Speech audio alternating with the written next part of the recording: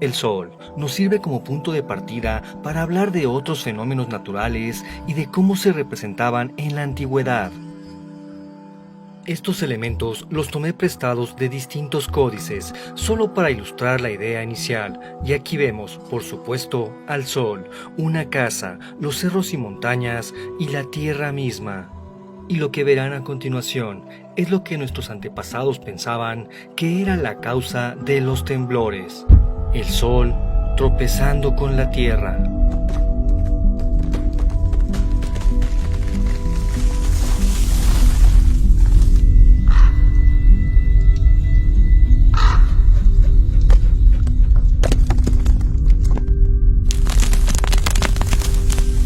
Pero ¿cómo se representaba a un temblor?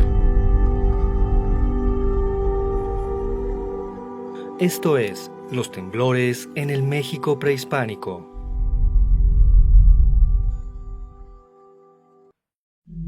Este glifo o símbolo todos lo conocemos, lo hemos visto infinidad de veces en nuestra vida diaria. Por ejemplo, en la moneda de 10 pesos enmarca el rostro del dios solar Tonatiuh. Pero este símbolo significa movimiento y su nombre es Olin. Por otra parte, este glifo se llama Tali y representa a la tierra, y la suma de ambos conceptos nos da Tlalolin, que significa movimiento de la tierra o temblor.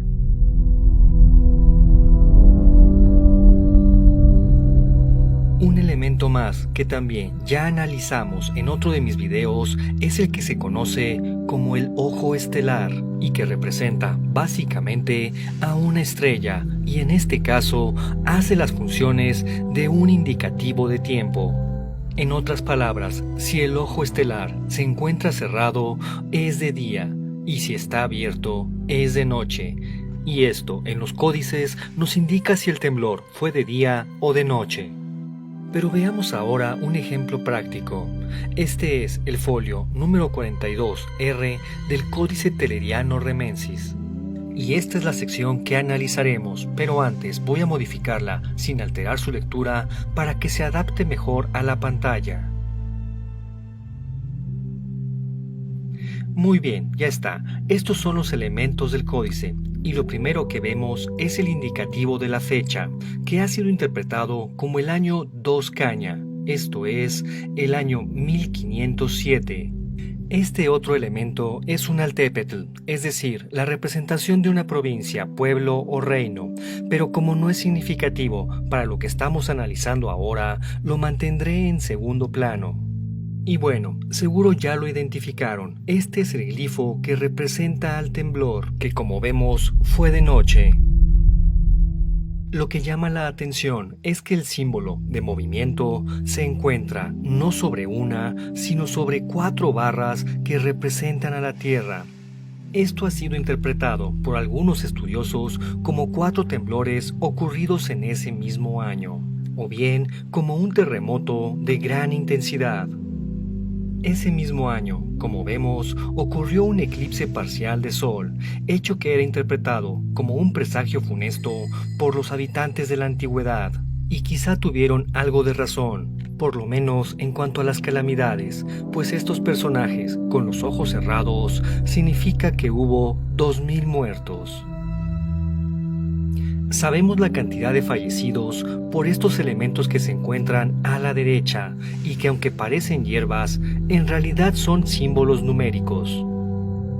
Hagamos ahora un pequeño paréntesis para explicar este punto. Nosotros utilizamos un elemento abstracto para ejemplificar el concepto de uno. Pero nuestros antepasados lo hacían quizá de una manera más práctica, utilizando simplemente un punto, o más figurativo aún, un dedo. La siguiente base numérica es el número 20 y se representa con una bandera llamada Pantli. El siguiente elemento es justo el que vimos en el códice, equivale a 400 y se llama Sontli, que significa cabello. Pero en este caso no se refiere al cabello humano, sino a los pelos de la planta del maíz. Y bueno, ya que estamos en esto, veamos el último elemento numeral. Representa al número 8000, Se llama kipili y es la imagen de una bolsa o costal. Algunos de estos elementos ya los hemos visto en otros de mis videos. Por ejemplo, en el documental Los bultos sagrados de San Simón de Bravo, les platiqué sobre este atado de 8000 cañas utilizadas para fabricar flechas. Y en este otro vemos 800 pieles de venado. Y bueno, ya para concluir este paréntesis, ¿qué opinan de estas pacas de textiles con 400 y 402 respectivamente? ¿Ya se fijaron en los dos deditos? Pero regresando al códice y al temblor, aquí vemos los 5 elementos, cada uno con un valor de 400 que nos da un total de 2000 muertos. Pero si ustedes son observadores, seguramente se preguntarán qué es ese elemento que parece agua y esa ave y las plumas que se muestran en la escena. Bueno, el elemento acuático efectivamente es un río, y por el ave y las plumas amarillas, los investigadores lo han identificado como el río Tusac o Tizac, que se encuentra muy cerca del tristemente célebre pueblo de Acatlán de Osorio.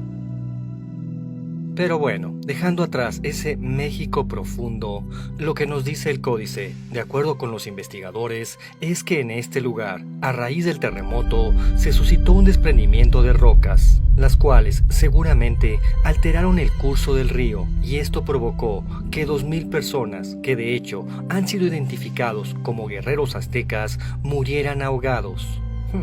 Vaya, eso es todo un drama. Pero este no es el único temblor documentado en los códices.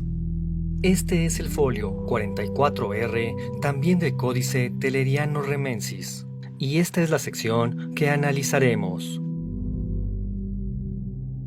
Lo primero que vemos es el año 12 Conejo, que equivale al año 1530 de nuestra era, es decir, en los primeros años del dominio español. Y bueno, como vemos en esta serpiente que desciende del cielo estrellado, en este año hubo un cometa. Y como sabemos, los cometas son presagios funestos, y para no fallar, ese año tuvieron 2 temblores, que como podemos ver, fueron durante el día, pues el ojo estelar se encuentra cerrado. Los elementos que vemos sobre el Tlalolin superior son un locativo, esto es una referencia de el lugar, y podemos observar lo que al parecer es una milpa y una jarra llena de pulque, y sabemos que es pulque porque usualmente se le representa como un líquido espumoso. Ojalá que no se haya derramado durante el temblor, eso sí sería una gran tragedia. Bueno, se cayó, ni modo, esto pasa en los temblores.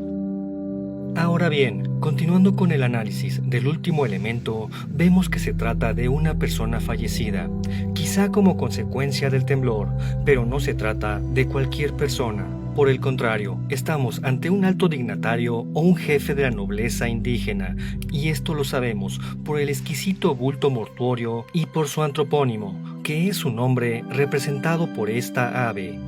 Pero a ver, esperen, ¿cómo que un alto dignatario indígena, si el imperio azteca había sido derrotado hace casi 10 años antes? Lo que sucede, y aunque la mayoría de las personas piensan lo contrario, es que los españoles permitieron que muchos caciques locales mantuvieran el control de los territorios, por supuesto, jurando lealtad a la corona y pagando tributo.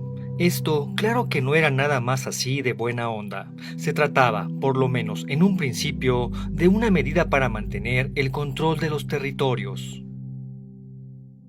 Pero volviendo a los temblores, como vemos, muchos de ellos fueron registrados en este códice. Y esto nos habla, por supuesto, del gran impacto cultural que ya representaban estos fenómenos desde aquel entonces. Así, hemos encontrado al glifo que representa el temblor, o Tlaloli, en múltiples ocasiones. Pero también lo hemos visto con una gran cantidad de variantes, quizá en un intento de dejar constancia de sus distintos niveles de intensidad. Y bueno, también hemos visto elementos funestos o de carga negativa asociados al glifo del temblor, como este, que lo liga directamente con un aciago fenómeno celeste, y que representa a una estrella humeante. Es muy común el encontrar representaciones de este fenómeno de carga negativa y verlo relacionado con los temblores, los eclipses o con ambos. Bueno, así es como llegamos al final de este otro nuevo viaje de descubrimiento, y en donde podemos reflexionar que toda nuestra tecnología, cultura y civilización del siglo XXI no son suficientes, como tampoco lo fueron los avances de las culturas del pasado, para dejar de tener esa sensación de humildad y quizá de miedo ante los fenómenos de la naturaleza.